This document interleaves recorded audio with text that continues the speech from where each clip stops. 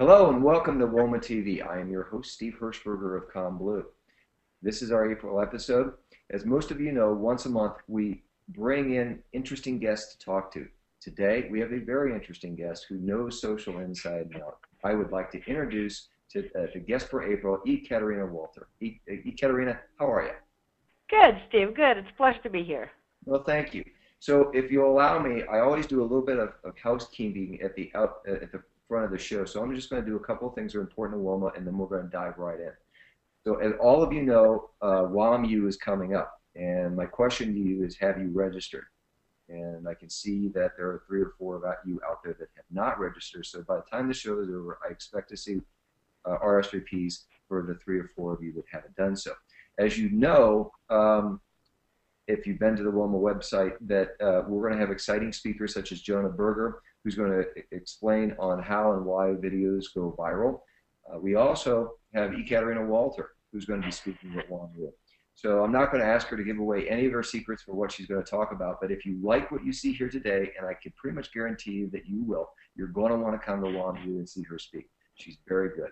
So with that, let's dive right into the show. Ekaterina, you've been involved in social in one way or another for quite a while. Can you tell me, in your opinion, how has the discipline of social marketing evolved over the last 4 or 5 years? It's an interesting question because I think we've the behaviors we display offline, right, face to face, just kind of moved a little bit towards the digital realm, and so it's done so at an amazing scale. We've started, if you take our brand Intel, we've started going out to computer clubs of 50, 100 people at a time and talking to them, establishing relationships, discussing the trends and the importance of technology. And now we have an ability to go to our communities of millions. We have over 26 million fans across 50 countries just on Facebook and have those conversations with them every day. So it's definitely evolved. I think one thing we sometimes forget is the marketing basics actually stayed the same. So a lot of things sort of, as a marketer, they are the same. But just like it was hard for us to break through the noise with our traditional media and advertising, it's becoming, the online space becoming more and more sort of populated and noisy. So that's where word of mouth and the relationship building that we do with our customers for our communities and content and conversations is becoming more and more important. So, we have new buzzwords like native advertising for one and others, but I think the fundamental way people communicate hasn't changed. It changed where they do that and sort of how different generations engage with brands. So, Ekaterina, you said that you've got 26 million people that you're engaging with at some point in time over 50 countries. Right. That's a big number. My question to you is, how do you make a conversation or a connection, which you just referred to, relevant and real for such a large group of individuals? It has become pretty large, and if you look at it, right, we're engaging on our Facebook page with mainstream consumers. We're also talking to, our geeks that love our brand, IT decision makers potentially. So it's all. I think the trick is, especially if you grow communities of that size and make it that large, I think the trick is really listen. And so that's what we do. We've listened for our fans continuously. What do they like? What is the content that they engage with? What are exactly their expectations for us as a brand? And then what we've done is we actually optimize that content in real time, created new interesting ones, started new conversations that we might have not had with our fans previously. And that iteration process, especially with new fans coming on board and engaging with us, becomes very, very important. So it's not just about content creation. It's not just about how and when we reply to them and how we engage and how we solve their questions or their problems or their issues. It also is how we'll look at that cycle overall, how do we measure it real time, and what sort of behaviors that our fans display with regards to sort of that engagement, but also just going out and playing, asking, hey, what would you like to see on our page? What are your expectations? What are the things that are resonating? And then also tell us your stories. So real, person-to-person engagement like you would see in real life. So all of those things definitely work really well together for us in our large communities.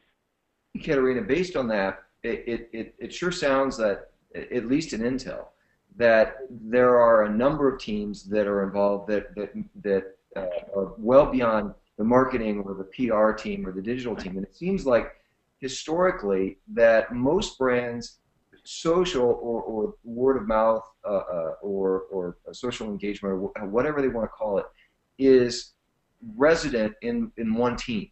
And it may spill over into another PR team or what have you, but it definitely resides within the marketing discipline. What I hear you saying is that that's not the case at Intel. Is that correct? No, it isn't. We've started with a lot of grassroots, but 5, 6, 7 years ago. Grassroots, they're all over our company. They were in a software network team, and they were in marketing teams. They were in PR. And what we did is we did sort of organize ourselves, just because you always need a little bit of a central function that says, okay, what does our brand look like? How we're representing our brand? What the global strategy should be like? And so we have a hub and spoke model, right? So hub sits in corporate marketing group, and we help create sort of a generic overarching strategies that then business units and geographies execute, but we never put our stakeholders in the box and say this is how you should do it. We say this is the guidance. That's what we want our brand to look like. And then people across the business units, geographies, other teams like digital marketing team, PR team, our stakeholders even in legal, privacy, and security, we work very closely together to ensure that sort of picture of a brand we're painting, the conversations that are happening online all the way across, in the digital fabric of sort of the internet is very consistent and very on brand. But, every now and then we take risks and try out new things, but then we'll also trust our stakeholders to engage with their specific niche audiences, and we trust that they know those audiences, and we trust that they do it in the right way. So a layer of enablement, a layer of kind of global strategy and explaining what do we want to do, how we want to do it as a company, but also freedom enough for our stakeholders to say, we know and trust that you know your audience and you know what's best for your team or your geography, and please go and build those communities and execute on that. But we definitely stay in touch, and we enable them and help them as much as we can globally. It sounds a lot like you've created, which for Intel is no surprise, a disciplined, hierarchical method to allow all of these people that are involved in these 26 million conversations, or with 26 million people, to really understand their place and role in that collaboration or connection. Is that fair? Exactly. Absolutely. So in your opinion, what are the biggest misses that you see in marketing or social engagement or word of mouth programs today, and what do marketers really need to know to close those gaps? One of the biggest ones is thinking that we can do it all. Obviously, right, when the evolution sort of starts, and we start with driving change towards the new direction, which is, digital, and driving our budgets towards digital and spending more and more, there is an important, important shift, and it was really difficult to some folks, and it was easy for others. But, with any big company, just sort of taking the rest of the company with you and driving them towards what needs to be done, it takes a little bit more, of a time. And so I think the biggest miss is this idea that, wow, look at all the social networks we have. Look at all these communities we could be building. Let's do it all. There's Pinterest, and there's Twitter, and there's Facebook and LinkedIn, et cetera, et cetera. There's, YouTube. There's all this rise of visual social media, so let's do more with video and images. And that all that all sort of weighs on you and says, well, there's all these things, and there's all this new shiny objects. How do we focus? And so I think the most important things, and it's a myth to think that you have to do it all. You need to be very real about the resources you have time, budget, people. You have to identify where your audience is and where your priorities are. So we talked about it for years, but I know there's still a lot of businesses, large and small, actually struggling with that. So that's one. I think the other one is actually, being afraid to engage in an authentic way, right? We're saying, hey, if we take this big logo of ours and we actually put our name behind it, that might end badly. And there's always going to be situations where you're going to come up against, people who are negative about something, or they have issues with your product, and they're going to use social networks to express that. But you probably will find that there is way more gold there than you think, and there's way more opportunity to actually turn those naysayers to loyalists. So I think it's a brilliant way to just jump in and try it out, and for management to know that there will be mistakes that are made, but they need to be forgiven because the opportunity is so much larger. So speaking of management, every manager wants to know how they're managing the performance of their initiatives, right? Yes. So lower management, middle management, upper management. What is the return on effort or the return on investment for these initiatives? So from your perspective, what's the most effective way to measure the success of word-of-mouth programs or social programs? Is it value metrics or activity metrics or some combination thereof? What is it? First, you need to start with your objective. Intel is sell through, not sell to. So because we're selling through, for us, the biggest objective is definitely raising brand awareness. There is the tie to sales, but it's so much harder for us to tie it to sales because we have our partners and our retailers selling on our behalf. So you start with the objective, and then you go to what's actually possible, right? Because if you look at traditional, we've measured traditional for a while in a number of ways. The way we've measured traditional media isn't exactly, at least the exact way we did, isn't exactly applicable to how we measure social and online digital word of mouth. So I think you need to actually definitely figure out what's available in the market, right? And a couple of years back, we're like, well, there's no tools that measure this and allow us to do that, right? There's still very defragmented sort of landscape. And so we need to figure out what are our objectives, what are the tools available, what are metrics actually going to make sense. And then the biggest part is that I think a lot of us are missing is, great, look, there's, our management wants to see how traditional media performs, and we're still probably investing a lot of money behind the traditional marketing. And then we also have this digital online, so just the whole spectrum of POEM, right, paid, owned, earned media. There needs to be a way to measure it consistently, to say, if we've done something in traditional and then something in digital, how does that actually compares apples to apples, and what does that mean for us as a brand? So I think each brand does it in an interesting and unique way. At Intel, we've had our value point system approach where we traditionally looked at the media and said, we're not going to just do, by the click or, by volume, whatever that is. We want to actually look at what actions people are taking and put a value against that action. So if they just saw an ad, it's less value if they engage in the ad, or they click through it and they played the whole video in an ad. So we're looking at sort of the social actions that are being taken on our communities, and we want to combine that and understand what the whole picture looks like, but in a sort of an apple-to-apple format as much as we can based on the tools and algorithms that are available right now to us, since the market is pretty new still, and trying to see the bigger picture and have a holistic sort of the report out, a dashboard to management that they can see on a monthly basis and have some sort of idea how well it performs across the board. Easier said than done, right? It is very hard. It's taken us, a long time, a number of years to actually put that together. We are pretty close, but I don't think anybody is exactly close to what they want to do, sort of in combining those two spaces.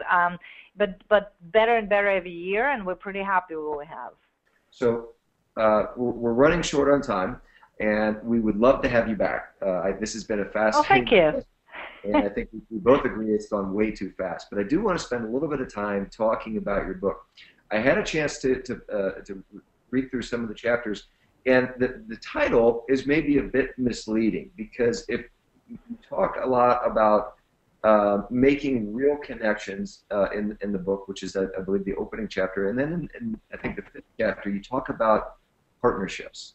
And can you share a little bit about what prompted you to write this book, and perhaps share with our WOMMA TV audience an insight or two that you think is really important given the discussion that we've had today? You know, think like Zuck is a philosophy, sort of mentality for me of a leader who is passionate, who leads with purpose, builds strong teams, creates excellent product, and also partners smartly. And so those are 5 P's in the book: passion, purpose, product, people, and partnerships.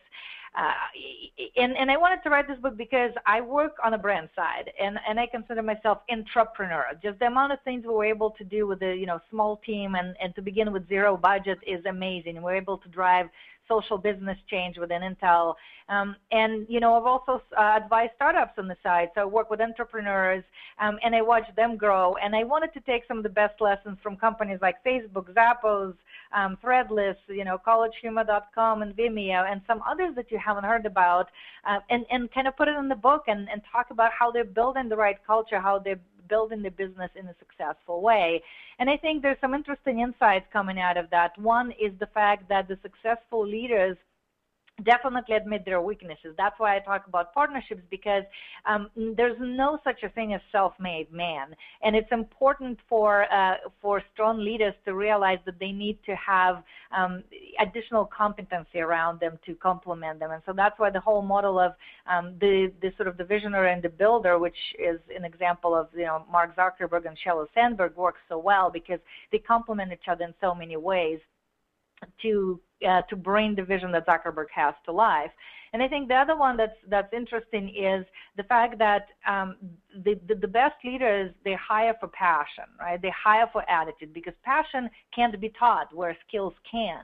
And so that's one of the things that's surprising about, they're not surprising, but they're sort of surprising about, Apple and Facebook and Dyson and other companies that are hiring very strong teams and building very strong teams, because they hire people from, teachers to historians to folks in politics, people of different walks of life. And what they care about is attitude, their passion towards one vision and exercising that vision and helping that company build on that.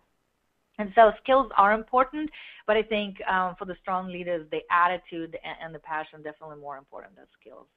Well, we wish you all the best luck with the book. It's a great read, and I'm sure that anybody that picks it up will not be able to put it down, and I'm sure we'll also be able to put it to good use. Well, I want to thank everybody for joining us for the April edition of WOMMA TV. The show is now officially in the can. I want to thank our guest, Ekaterina Walter, for joining us. We will have her back. But Ekaterina, would you like to share your Twitter handle or any other contact information with people? Absolutely. My website, www.ekaterinawalter.com. You can find everything about me, and you can contact me there. My Twitter handle, very active on Twitter. It is just my first name, @Ekaterina, so you can find me there as well. And then all the other social networks that you can think of, but these are definitely ones I'm most active on. Very good. In May, we are going to be discussing what are some of the best resources to help generate word of mouth and really cultivate it. We've got a surprise guest, so stay tuned on that. With that, please be sure to register for WOMM-U coming up. You can find that at womma.org. That's it. Thanks for joining us.